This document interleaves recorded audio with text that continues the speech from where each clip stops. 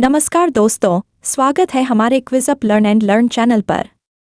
यहाँ आपको मिलेगी जीके की जानकारी, जीके हर सवाल का जवाब। हमारे साथ जुड़े और अपने ज्ञान को बढ़ाएं, अपने दिमाग को तेज करें और अपने आत्मविश्वास को बढ़ाएं। तो आइए शुरू करें। वेलकम स्टूडेंट्स, मैं आज आपको 2024 के सबसे बड़े IPO initial public offering trend के बारे में पढ़ाने जा रहा हूं। आज हम समझेंगे कि भारत ने वैश्विक स्तर पर आईपीओ मार्केट में कैसे सबसे आगे बढ़त बनाई। चलिए शुरू करते हैं एक क्विज से। प्रश्न 1, 2024 में आईपीओ के माध्यम से सबसे अधिक फंड जुटाने वाला देश कौन सा था? ए. चीन, B. Bharat, C. America, D. Germany. सही उत्तर है बी. भारत। अब इसे विस्तार से समझते हैं। इंडस वैली रिपोर्ट 2025 के अनुसार भारत 2024 में आईपीओ के मामले में ग्लोबल लीडर बनकर उभरा। भारतीय कंपनियों ने $19.5 बिलियन जुटाए, जो कि दुनिया भर में आईपीओ के जरिए जुटाए गए कुल फंड का 23% था। इस रिपोर्ट को मुंबई स्थित Bloom Ventures Advisors Private Limited ने जारी किया। 2024 में भारत में कुल 268 आईपीओ आए। 90 आईपीओ स्टॉक एक्सचेंज के मुख्य बोर्ड पर सूचीबद्ध हुए। 178 आईपीओ एसएमई छोटे और मध्यम उद्यम एक्सचेंज पर लिस्टेड हुए। अब तक का सबसे बड़ा IPO Hyundai Motors India private Limited ने लॉन्च किया। अगर आपको यह जानकारी पसंद आई हो तो वीडियो को लाइक करें, कमेंट करें और चैनल को सब्सक्राइब करना ना भूलें।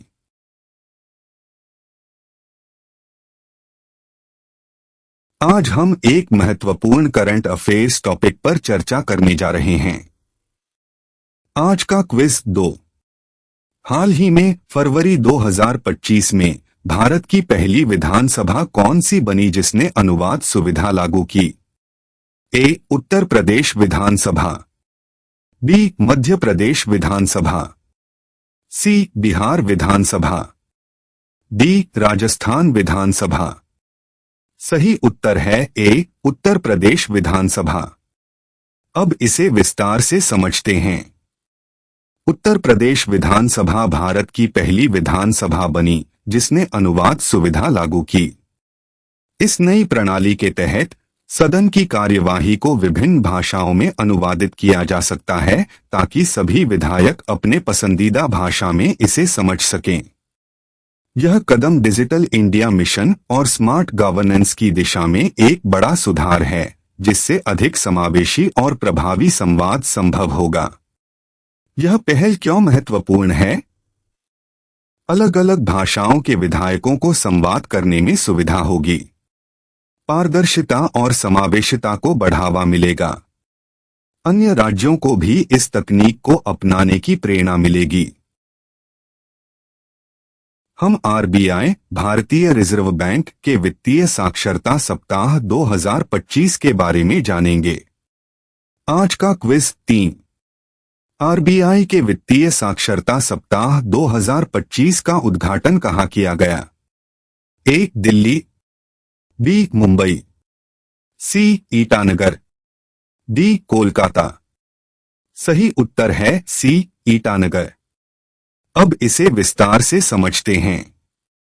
भारतीय रिजर्व बैंक आरबीआई हर साल वित्तीय साक्षरता सप्ताह फाइनेंशियल लिटरेसी वीक FLW का आयोजन करता है।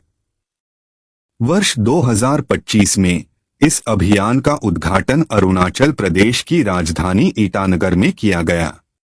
इसका उद्देश्य वित्तीय जागरूकता को बढ़ावा देना और लोगों को स्मार्ट वित्तीय निर्णय लेने के लिए शिक्षित करना है। हम भारत और नेपाल के बीच विज्ञान और प्रौद्योगिकी सहयोग पर चर्चा करेंगे। आज का क्विज 4. फरवरी 2025 में भारत के CSIR वैज्ञानिक और औद्योगिक अनुसंधान परिषद ने विज्ञान और प्रौद्योगिकी सहयोग के लिए किस देश के साथ समझौता ज्ञापन MOU पर हस्ताक्षर किए? ए. भूटान, बी नेपाल, सी श्रीलंका, डी बांग्लादेश। सही उत्तर है बी नेपाल। अब इसे विस्तार से समझते हैं। फरवरी 2025 में भारत के वैज्ञानिक और औद्योगिक अनुसंधान परिषद CSIR और नेपाल विज्ञान और प्रौद्योगिकी अकादमी नास्ट के बीच नई दिल्ली में समझौता ज्ञापन MOU पर हस्ताक्षर किए गए। यह समझौता राष्ट्रीय भौतिक प्रयोगशाला CSIRNPL में हुआ।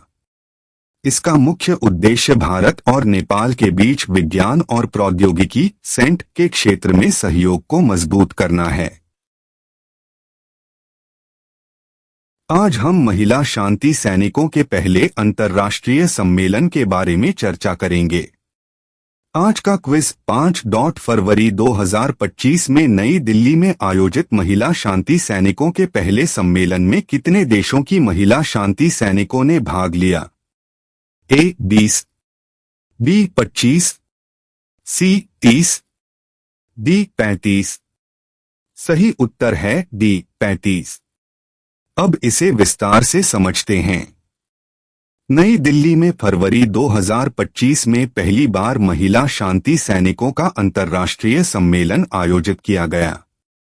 इस सम्मेलन में 35 देशों की महिला शांति सैनिकों ने भाग लिया।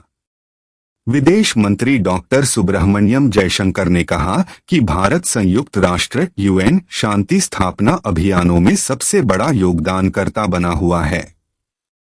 सम्मेलन का मुख्य विषय था शांति स्थापना में महिलाएं, वैश्विक दक्षिण का परिप्रेक्ष्य। 2 दिवसीय इस सम्मेलन का आयोजन विदेश मंत्रालय, रक्षा मंत्रालय और संयुक्त राष्ट्र शांति स्थापना केंद्र के सहयोग से किया गया। यह सम्मेलन क्यों महत्वपूर्ण है? यह महिला सशक्तिकरण और वैश्विक शांति प्रयासों में महिलाओं की भूमिका को उजागर करता है। संयुक्त राष्ट्र शांति अभियानों में महिलाओं की भागीदारी को बढ़ावा देने के लिए यह एक महत्वपूर्ण पहल है। यह भारत के नेतृत्व को वैश्विक स्तर पर मजबूत करता है और ग्लोबल साउथ विकासशील देशों को एक मंच प्रदान करता है।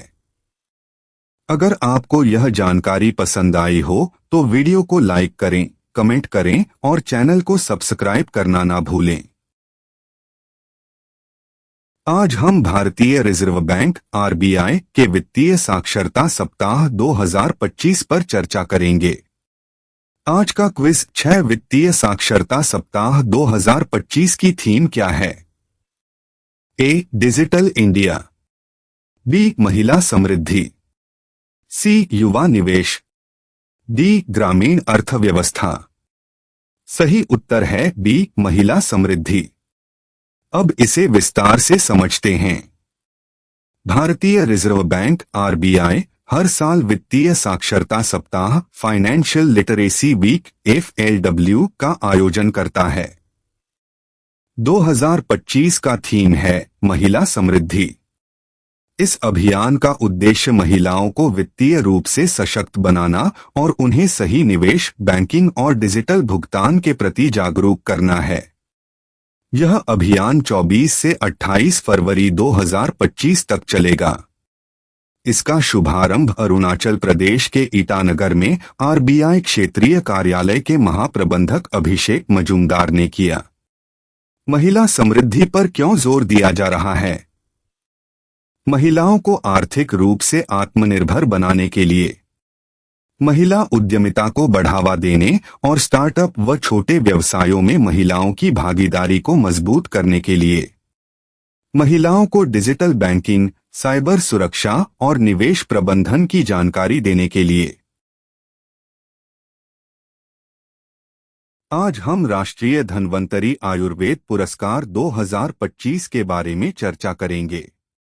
आज का क्विज 7 फरवरी 2025 में राष्ट्रीय धन्वंतरी आयुर्वेद पुरस्कार कितने चिकित्सकों को प्रदान किया गया? A 2, B 3, C 4, D 5।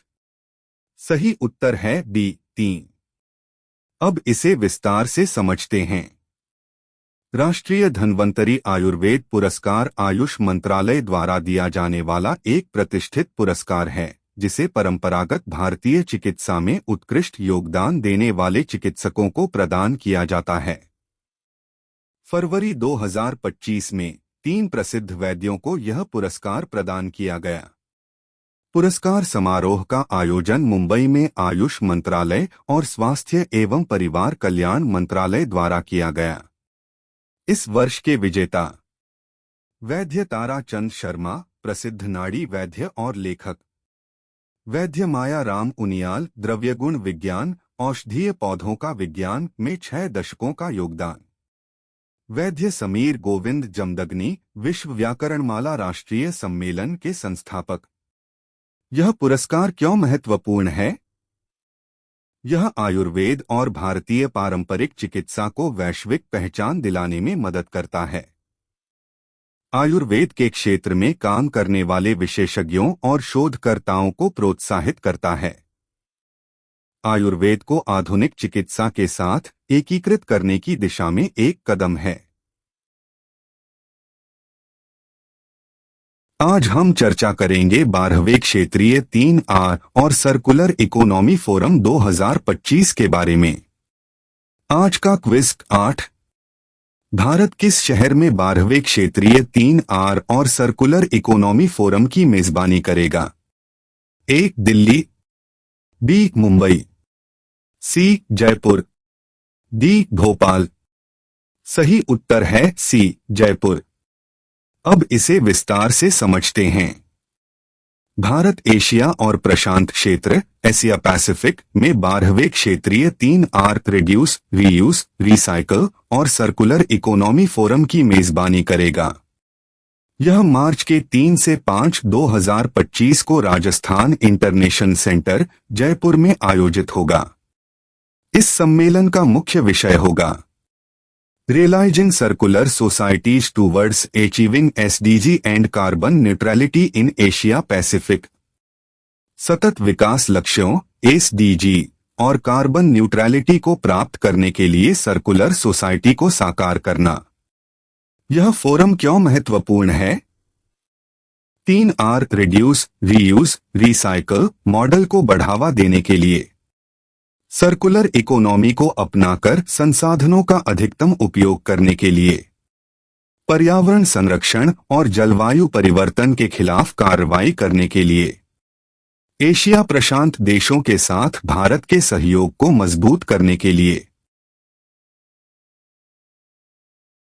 आज हम चर्चा करेंगे फरवरी 2025 में पीएम मोदी द्वारा मध्य प्रदेश में लॉन्च किए गए इन्वेस्टमेंट समिट के बारे में। आज का क्विज 9. हाल ही में फरवरी 2025 में पीएम मोदी ने मध्य प्रदेश में किस कार्यक्रम का शुभारंभ किया? ए. Kisan Samman Yojana, B. Digital India mission, C. Investment summit, D. Smart city project. सही उत्तर है सी. Investment summit. अब इसे विस्तार से समझते हैं। पीएम मोदी ने मध्य प्रदेश में इन्वेस्टमेंट समिट का शुभारंभ किया, जिसका उद्देश्य राज्य में निवेश को बढ़ावा देना और आर्थिक विकास को गति देना है। इस समिट से मध्य प्रदेश में रोजगार के नए अवसर और औद्योगिक विकास को मजबूती मिलने की संभावना है। पीएम मोदी का 3 राज्यों का दौरा। मध्य प्रदेश इन्वेस्टमेंट समिट का शुभारंभ। बिहार, भागलपुर पीएम किसान योजना के तहत देश भर के किसानों को वित्तीय लाभ। असम, गुवाहाटी असम के चाय उद्योग के 200 साल पूरे होने पर विशेष कार्यक्रम में भाग लिया। यह इन्वेस्टमेंट समिट क्यों महत्वपूर्ण है? मध्य प्रदेश में निवेश और स्टार्टअप इकोसिस्टम को बढ़ावा मिलेगा। इससे नए उद्योग और नौकरियों के अवसर सृजित होंगे। राज्य की अर्थव्यवस्था को मजबूती मिलेगी और व्यापार को प्रोत्साहन मिलेगा। अगर आपको यह जानकारी पसंद आई हो तो वीडियो को लाइक करें, कमेंट करें और चैनल को सब्सक्राइब करना ना भूलें। आज हम चर्चा करेंगे इंडियन सुपर लीग ISL 2025 के एक ऐतिहासिक मोमेंट के बारे में। आज का क्विज 10।